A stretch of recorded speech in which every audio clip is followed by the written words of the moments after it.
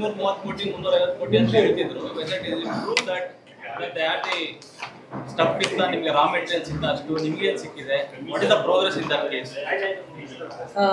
ಆ ಕೇಸ್ ಬಗ್ಗೆ ಹೇಳೋದಾದ್ರೆ ಅಲ್ಲಿ ಮಾಜರಲ್ಲಿ ಏನು ನಮೂದಾಗಿದೆ ಅದನ್ನ ಮಾತ್ರ ನಾನು ಹೇಳ್ಬೋದು. 14 kg ಫೈನಲ್ ಪ್ರಾಡಕ್ಟ್ ಅಂತ ಇದೆ.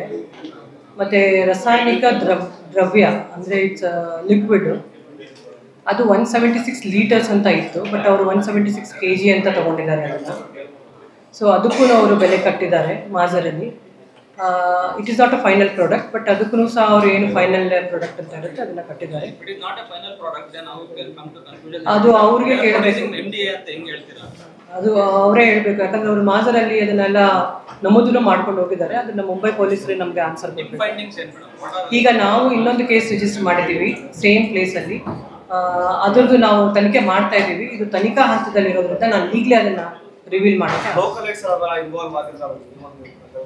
ಇಲ್ಲ, ಅದನ್ನ ತನಿಖೆ ರೂಪದಲ್ಲಿದೆ, ಈಗಲೇ ಹೇಳೋಕ್ಕಾಗೋದಿಲ್ಲ. ಬಟ್ ನಾನು ಡೆಫಿನೆಟ್ಲಿ ಅದ್ರ ಬಗ್ಗೆ ತಮಗೆ ಪ್ರೆಸ್ ಮೀಟ್ ಮಾಡಿ ನಾನು ಹೇಳ್ತೀನಿ. ಇಲ್ಲ, ಅದು ಸುಳ್ಳು. ಅದು ಯಾರು ನಾನು ಓದಿದೆ ಅದನ್ನ, ಆ ರೀತಿ ಗಾಂಜಾ ಬಂದಿತ್ತು ಅಂತ ಹೇಳಿ ಬರ್ದಿದ್ದಾರೆ. ಅದನ್ನ ಏನೇ ಎನಿಥಿಂಗ್ ಇದ್ರೆ ಅದನ್ನ ರೀಕನ್ಫರ್ಮ್ ಮಾಡಿಕೊಂಡು ತಾವು ಬರೀಬೋದು. ಇಲ್ಲ, ಅದು ಇದು ನಿಮಗೆ ಇದನ್ನೇ ಪ್ರೆಸ್ ಮೀಟ್ ನೋಟನೇ ಕೊಟ್ಬಿಡ್ತೀನಿ, ಡೀಟೇಲ್ ಆಗಿದೆ.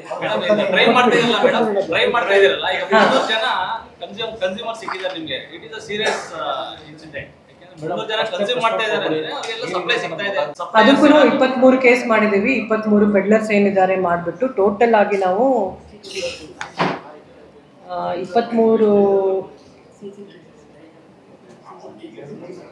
23 13 kgs ವರೆಗೂ ಈಗ ನಾವು